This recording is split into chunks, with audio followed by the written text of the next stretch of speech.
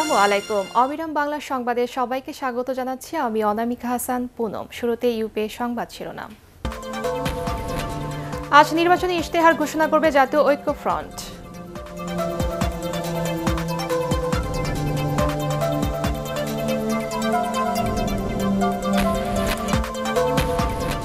আগামী নির্বাচনে মুক্তিযুদ্ধের পক্ষে থাকতে নতুন ভোটারদের প্রতি আহ্বান 14 দলের।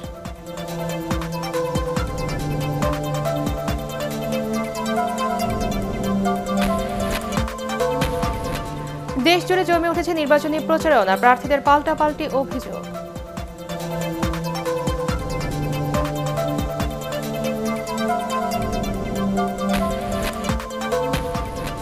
প্রবাসীদের কারণে সুনামগঞ্জ 3 আসন নির্বাচনী প্রচারণায় ভিন্ন মাত্রা।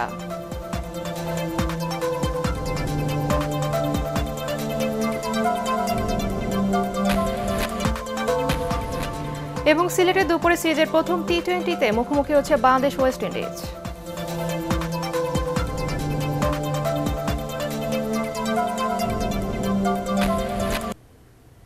শুনছিলেন ইউপি সংবাদ শিরোনাম, এবারে বিস্তারিত।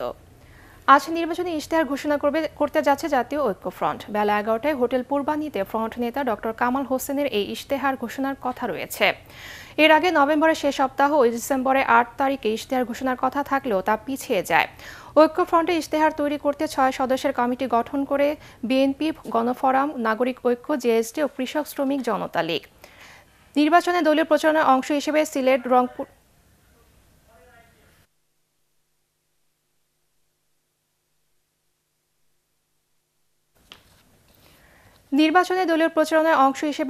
রংপুর ও ঢাকার 4টি জনসভায় যোগ দেবেন আওয়ামী লীগ সভানেত্রী প্রধানমন্ত্রী শেখ হাসিনা। দলের দপ্তর সম্পাদক আব্দুস সোবহান গোলাপ স্বাক্ষরিত এক সংবাদ বিজ্ঞপ্তিতে জানানো হয়েছে 22 ডিসেম্বর সিলেটে হযরত শাহজালাল রহমতুল্লাহ আলাইহি ওয়াসাল্লামের মাজার জিয়ারত করবেন শেখ হাসিনা।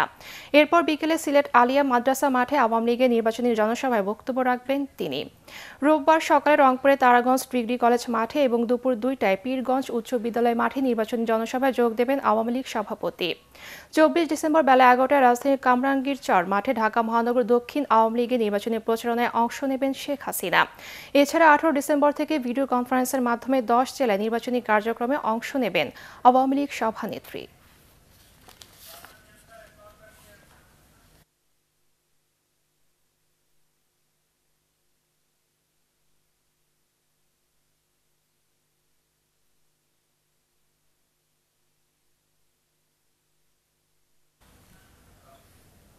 আগামী নির্বাচনে মুক্তিযুদ্ধের পক্ষে থাকতে নতুন ভোটারদের প্রতি আহ্বান জানিয়েছে 14 দল। দলের নেতারা বলছেন, দেশের বর্তমান অগ্রগতি ধরে রাখতে হলে স্বাধীনতার পক্ষের শক্তিকে ক্ষমতায় আনার কোনো বিকল্প নেই। গতকাল রাজধানীর শাহবাগে বিজয় মঞ্চে এসব কথা বলেন তারা। জাতীয় ঐক্য ফ্রন্টের নামে বিএনপি জনগণের মধ্যে বিভ্রান্তি ছড়াচ্ছে উল্লেখ করে 14 দলের সমন্বয়ক মোহাম্মদ নাসিম বলেন, তারা এখনো সাম্প্রদায়িক শক্তি পৃষ্ঠপোষকতা করছে। সমাবেশে মুক্তিযোদ্ধা সমন্বয় পরিষদ ও সাংস্কৃতিক ব্যক্তিত্বরাও বক্তব্য রাখেন। ডক্টর কামাল হোসেন সাহেব বাংলাদেশ পেয়েছিলেন, পররাষ্ট্রমন্ত্রী হয়েছিলেন। সেই কামাল হোসেন আজকে রাজাকারের পক্ষে সবাই গায়।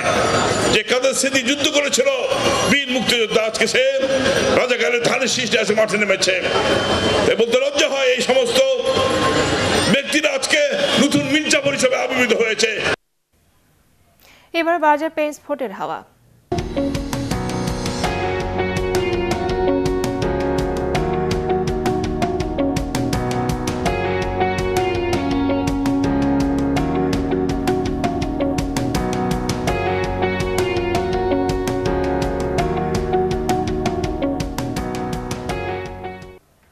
রাজশাহী 5 এবং রংপুর 4 আসনে জমে উঠেছে নির্বাচনী প্রচারণা।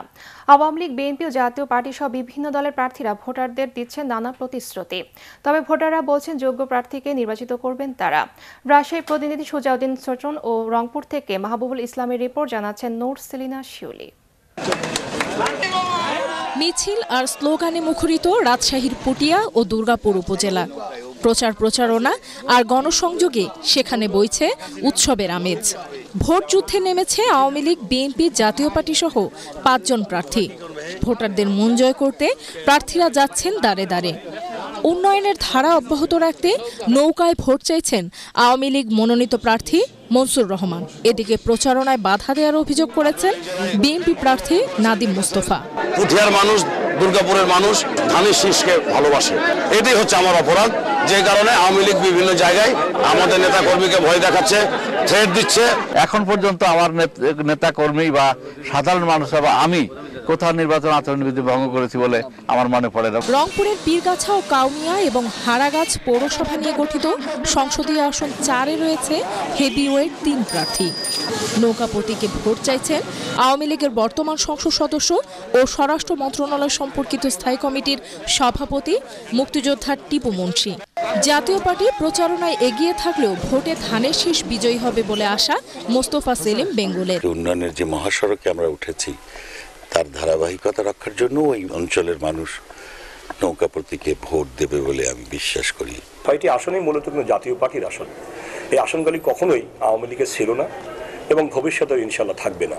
এখানে প্রশাসন আমাদের নেতা কর্মীদেরকে হয়রানি করছে, তাদেরকে হুমকি ধুমকি দিচ্ছে। আমাদের নেতা কর্মীরা বাইরে বের হতে পারছে না। তবে একজন সৎ ও যোগ্য প্রার্থী বেছে নিতে অবাধ, সুষ্ঠু ও নিরপেক্ষ নির্বাচনের প্রত্যাশা করছেন ভোটাররা। Bureau report, ATN Bangla. এদিকে প্রার্থীদের প্রচারণায় মুখর ব্রাহ্মণবাড়িয়া 3 ও টাঙ্গাইল 2 আসন। আছে অভিযোগ পাল্টা অভিযোগ। ভোটারদের মন জয়ে তারা দিচ্ছেন নানা প্রতিশ্রুতি। প্রত্যেকেই জয়ের ব্যাপারে আশাবাদী। অন্যদিকে ভোটাররা চাইছেন অবাধ ও সুষ্ঠু নির্বাচন। ব্রাহ্মণবাড়িয়া থেকে প্রতিনিধি ইসাক সুমন ও টাঙ্গাইল থেকে নাসির উদ্দিনের রিপোর্ট জানাচ্ছেন কাবির হাসনাইন। ব্রাহ্মণবাড়িয়া সদর ও বিজয়নগর উপজেলা নিয়ে ব্রাহ্মণবাড়িয়া 3 আসন। বিএনপির ঘাঁটি হিসেবে পরিচিত এই আসনটি 2008 সালে দখলে নেয় আওয়ামী লীগ। এবার সেটি পুনরুদ্ধার করতে চাইছে বিএনপি, আর আওয়ামী লীগ চাইছে দখলে রাখতে। এখানে মূলত প্রতিদ্বন্দ্বিতা হবে নৌকার প্রার্থী র.আ.ম. উবাইদুল মুক্তাদির চৌধুরী ও ধানের শীষের ইঞ্জিনিয়ার খালেদ হোসেন মাহবুব শ্যামলের মধ্যে। আমাদের একটা নির্বাচনী অফিস তারা পুড়িয়ে দিয়েছে। আপনারা যেটা বারবার বলছেন লেভেল প্লেইং ফিল্ড, আপনার তো এখন দেখা যায় আমার জন্য লেভেল প্লেইং ফিল্ড দরকার। বিএনপি নেতাদেরকে বলবো যে আপনারা ধ্বংসাত্মক কার্যকলাপ থেকে বিরত থাকুন। আমাদের নেতা কর্মীদের বিনা ওয়ারেন্টে পুলিশ হয়রানি করা হচ্ছে, রাত্রে রাত্রে যে বাড়িকে হুমকি দেওয়া হচ্ছে। মানুষও আসলে কিছুটা শঙ্কিত, আদৌ মানে তারা ভোট কেন্দ্রে যেতে পারবে কিনা। আমরা চাই একটা লেভেল প্লেইং ফিল্ডের নির্বাচন। এদিকে গোপালপুর, ভুয়াপুর নিয়ে টাঙ্গাইল 2 আসন। এখানে এবার আওয়ামী লীগের প্রার্থী তানভীর হাসান ছোটমনির। অন্যদিকে 21শে আগস্ট গ্রেনেড হামলার সাজাপ্রাপ্ত আসামি আব্দুস সালাম পিন্টুর পরিবর্তে আসনটিতে বিএনপির প্রার্থী সুলতান সালাউদ্দিন টুকু। তবে টুকু নাশকতার মামলায় জেলে থাকায় তার হয়ে প্রচার চালাচ্ছেন বড় ভাই জেলা বিএনপির সভাপতি শামসুল আলম তোফা। দলের তৃণমূল পর্যায়ের সকল নেতা কর্মীকে সাথে নিয়ে গোপালপুর মানুষের সেবা দিয়ে উন্নয়ন করে জননেত্রী শেখ হাসিনার হাতকে শক্তিশালী করে আমরা এই গোপালপুর মানুষের মুখে হাসি ফোটাবো। সুলতান সালাউদ্দিন টুকু তাকে অন্যায়ভাবে মহামান্য হাইকোর্ট জামিন দেওয়ার পরেও কিন্তু তাকে আর বের হতে দেওয়া হচ্ছে না। আবার চেম্বার জজে নিয়ে তার জামিন স্থগিত করা হচ্ছে, তার কারণ একটি, সে যাতে নির্বাচন মাঠে এসে নির্বাচনটা না করতে পারে। এখানকার ভোটার সহ সাধারণ মানুষ চাইছেন সুষ্ঠু ও শান্তিপূর্ণ নির্বাচনী পরিবেশ। আমরা সৎ এবং একজন যোগ্য প্রার্থীকে ভোট দিব। নির্বাচন কমিশনের কাছে এই প্রত্যাশা করছি যাতে প্রতিটি ভোটার তার নিজ নিজ স্বইচ্ছা ভোটগুলো প্রয়োগ করতে পারে। ব্রাহ্মণবাড়িয়া 3 আসনে ভোটার 5,15,125 জন ও টাঙ্গাইল 2 আসনে 3,42,428 জন। হারজিত নয়, এলাকা ও মানুষের উন্নয়নই যেন হয় প্রার্থীদের মূল উদ্দেশ্য, এটাই প্রত্যাশা ভোটারদের। Bureau report, ATN Bangla. Sunamganj 3 আসন নির্বাচনের প্রচারণা বরাবরই জমিয়ে তোলেন প্রবাসীরা। এই আসনে বড় দুদল আওয়ামী লীগ ও বিএনপির বহু শুভাকাঙ্ক্ষী থাকেন যুক্তরাজ্য সহ বিভিন্ন দেশে। স্থানীয় রাজনীতিতে তারা বেশ প্রভাবশালীও। এবারে নির্বাচনকে উৎসবমুখর করে তুলছেন প্রবাসী ভোটাররা। সুনামগঞ্জ থেকে পঙ্কজদের রিপোর্ট জানাচ্ছেন মামুনুর রশিদ। জগন্নাথপুর ও দক্ষিণ সুনামগঞ্জ উপজেলা নিয়ে গঠিত সুনামগঞ্জ 3 আসন। এখানে ভোটার রয়েছেন 2,92,471 জন। এখানকার প্রায় 70,000 ভোটার যুক্তরাজ্য, যুক্তরাষ্ট্র সহ বিশ্বের বিভিন্ন দেশে অবস্থান করেন। নির্বাচনের সময় এদের অনেকেই দেশে ফেরেন প্রচারণায় অংশ নিতে। অনেকে আসতে না পারলেও স্বজনদের প্রভাবিত করেন পছন্দের প্রার্থীকে ভোট দিতে। এই অঞ্চলের ভোটাররা সাধারণত এলাকার উন্নয়নের কথা ভেবে নেতা নির্বাচিত করে থাকেন। কাঙ্ক্ষিত প্রার্থীকে আমরা বিজয়ী করব বলে আমরা সবাই কাজ করছি। যিনি উন্নয়ন ব্যাপক করবেন তাকেই আমরা নির্বাচিত করব। সুষ্ঠু একটা গণতান্ত্রিক নিয়ম অনুসারে নির্বাচন চাই। আমরা বিশ্বাস করি জনতা শেখ হাসিনাকে বিজয়ী করবে এবং জনতা শেখ হাসিনা আবারও প্রধানমন্ত্রী হবেন। এই আসনে আওয়ামী লীগ প্রার্থী অর্থ ও পরিকল্পনা প্রতিমন্ত্রী এম এ মান্নান। তিনি বলেন, বর্তমান সরকারের সময় এলাকার অনেক উন্নয়ন হওয়ায় এবার মানুষ নৌকায় ভোট দেবে বেশি। আমাদের মানুষ চায় সড়ক, বিদ্যুৎ, সেতু, স্কুল, হাসপাতাল এই সকল চায়। আওয়ামী লীগ সেইগুলো দিচ্ছে, সুতরাং মানুষ বিশ্বাস করে আওয়ামী লীগ আরও দিতে পারবে, তাই সবাই আওয়ামী লীগকে ভোট দিবে।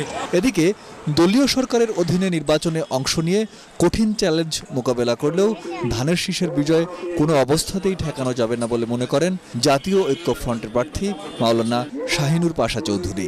জনগণই আমাদেরকে সাপোর্ট দিচ্ছে, জনগণই ধানের শীষের পক্ষে এগিয়ে আসছে এবং আশা করি ওনারা যতই কারচুপির চিন্তাভাবনা করুক, প্রশাসনকে বাইস্ট করার চিন্তাভাবনা করুক, আমরা কোনোভাবেই তারা পার পাবে না। জনগণের বিজয় অবশ্যই হবে। যোগ্য নেতা নির্বাচনের মাধ্যমে উন্নয়ন প্রেমিক জগন্নাথপুর দক্ষিণ সুনামগঞ্জবাসীর স্বপ্ন বাস্তবায়ন হবে বলে মনে করছেন স্থানীয় রাজনৈতিক পর্যবেক্ষকরা। Bureau report, ATN Bangla. সবকিছুই নির্বাচন কমিশন নিয়ন্ত্রণে রয়েছে বলে জানিয়েছেন প্রধান নির্বাচন কমিশনার KM নুরুল হুদা। নির্বাচনের পরিবেশ যাতে বিঘ্নিত না হয় সেজন্য সব ব্যবস্থা নেওয়া হয়েছে বলেও জানান সিএসি। তবে এর সাথে ভিন্নমত পোষণ করে শিগগিরই সেনা মোতায়েনের দাবি জানিয়েছে বিএনপি। সারা দেশে দলীয় প্রার্থী ও নেতাকর্মীদের উপর হামলার অভিযোগ এনে ব্যবস্থা নিতে সিএসিকে চিঠিও দিয়েছে দলটি। বিস্তারিত একরামুল হক সায়েমের রিপোর্টে। একাদশ জাতীয় নির্বাচনের প্রচারণার সপ্তাহখানেক পার হতে চলেছে। এরই মধ্যে প্রচার উৎসবে উত্তাপ ছড়িয়েছে নানা জায়গায়। কোথাও কোথাও ঘটেছে সংঘর্ষ ও হতাহতের ঘটনাও। তবে প্রধান নির্বাচন কমিশনার বলছেন, পরিস্থিতি নিয়ন্ত্রণের বাইরে যায়নি। কোথাও কোথাও কিছু সমস্যা হচ্ছে, এটা এত বড় নির্বাচনে একেবারে উড়িয়ে দেওয়া যায় না। হয়তো এটা সংঘাত হয়, কিছুটা হবে এবং নিয়ন্ত্রণের মধ্যেই আছে সব কিছু। আমি আশা করি যে আমরা অত্যন্ত দৃঢ়তার সাথে বলতে পারি নির্বাচন সুষ্ঠু হবে, সকলে অংশগ্রহণ করবে, সেরকম অবস্থা সৃষ্টি হয়েছে। তারা সকলেই সহযোগিতা করবে, নির্বাচনে আচরণ বিধি সকলে মেনে চলবেন এবং নির্বাচনের যে নিয়মকানুন সেগুলো তারা পরিপালন করবে, তাহলেই সুষ্ঠু নির্বাচন হবে। বিজয় দিবসে জাতীয় স্মৃতিসৌধে শ্রদ্ধা নিবেদন করতে গিয়ে সাংবাদিকদের কাছে এসব মন্তব্য করেন সিএসি। অন্যদিকে দলীয় প্রার্থী ও নেতাকর্মীদের উপর হামলার অভিযোগ এনে তার প্রতিকার চেয়ে নির্বাচন কমিশনে যান বিএনপির প্রতিনিধি দল। বলা হয়েছিল তফসিল ঘোষণার পরে কোনো গ্রেপ্তারি হবে না, পুলিশ তার নিরপেক্ষ ভূমিকা পালন করবে এবং সেটা সম্পূর্ণ সিএসির আন্ডারে থাকবে। কিন্তু আমরা দেখতে পাচ্ছি এখন যেন মনে হচ্ছে পুলিশ আমাদের প্রতিপক্ষ, মনে হচ্ছে পুলিশ আপনাদের কন্ট্রোলে নাই। তাহলে আপনাদের এখন কী করা দরকার? আর্মি নামানো দরকার, আর্মি এই মুহূর্তে নামান, নাহলে তো এই সহিংসতা ঘটতে থাকলে তো আরও অনেক বেশি সহিংস যখন আমরা প্রতিরোধ গড়ে তুলব। এই নির্বাচন কমিশন একটা পাপেট হিসেবে কাজ করছে। ইসি সচিব হেলাল উদ্দিনের সাথে দেখা করে বিভিন্ন অভিযোগে সিএসির কাছে আলাদা আলাদা চিঠি দেন বিএনপির প্রতিনিধি দল। একরামুল হক সায়েম, এটিএন বাংলা, ঢাকা। পার্টেক্স খেলার খবর।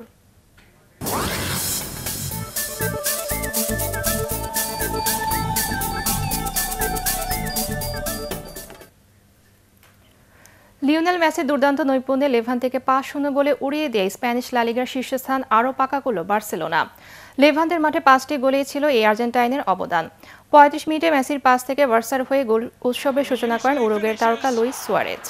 বিরতির আগে পরে মেসির 2 গোলে জয় পায় নিশ্চিত করে ফেলে ক্যাটালানরা। ম্যাচের বয়স ঘণ্টা পেরোনোর আগে নিজের হ্যাটট্রিক পূর্ণ করেন 7 বারের ফিফা বর্ষসেরা।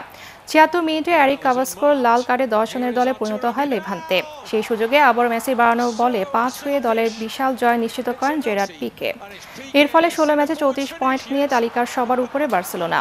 অন্য ম্যাচে জিরোনাকে 2-0 গোলে হারিয়ে দ্বিতীয় স্থানে উঠে এসেছে সেভিয়া। জার্দান শাকিকির জোড়া গোলে ম্যানচেস্টার ইউনাইটেডকে 3-1 ব্যবধানে হারিয়ে আবার ইংলিশ প্রিমিয়ার লিগের শীর্ষে উঠে এলো লিভারপুল। লিভারপুলের ঘরের মাঠে আনফিল্ডে 2 চিরপ্রতিদ্বন্দ্বীর লড়াইয়ে গ্যালারি আর মাঠের বাইরে শুরু থেকে ছিল টানটান উত্তেজনা। তবে মাঠে বলে দখল আক্রমণে অলরেডদের কাছে দাঁড়াতে পারেনি ম্যান ইউ। 24 মিনিটে সাদিও মানে এগিয়ে দেন স্বাগতিকদের। 9 মিনিট পর জেসি লিঙ্গার্ড ম্যাচে সমতা ফেরান। এভাবে শেষ হয় প্রথমার্ধ। তবে বিরতির পর ইউর্গেন ক্লপের দলের একের পর এক আক্রমণে নাজেহাল হয়ে পড়ে রেড ডেভিলরা।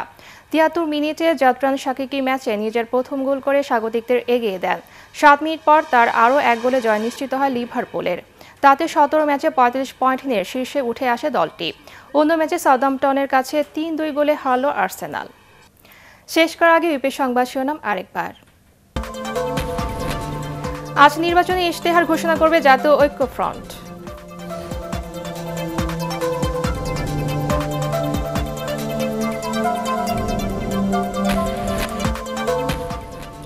আগামী নির্বাচনে মুক্তিযুদ্ধের পক্ষে থাকতে নতুন ভোটারদের প্রতি আহ্বান 14 দলের।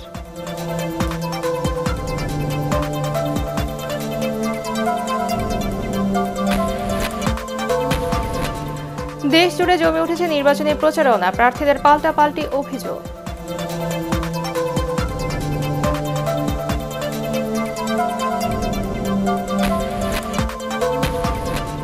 প্রবাসীদের কারণে সুনামগঞ্জ 3 আসনে নির্বাচনী প্রচারণায় ভিন্ন মাত্রা।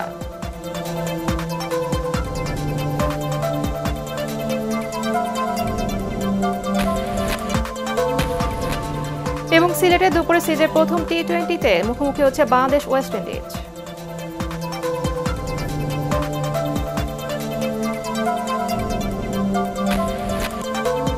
পরবর্তী সংবাদ দেখার আমন্ত্রণ জানিয়ে এখনকার মতো শেষ করছি। দর্শক, ATN বাংলার সংবাদ ইউটিউবে দেখতে ব্রাউজ করুন www.youtube.com/ATN News এবং সাবস্ক্রাইব করে ATN বাংলার সাথেই থাকুন।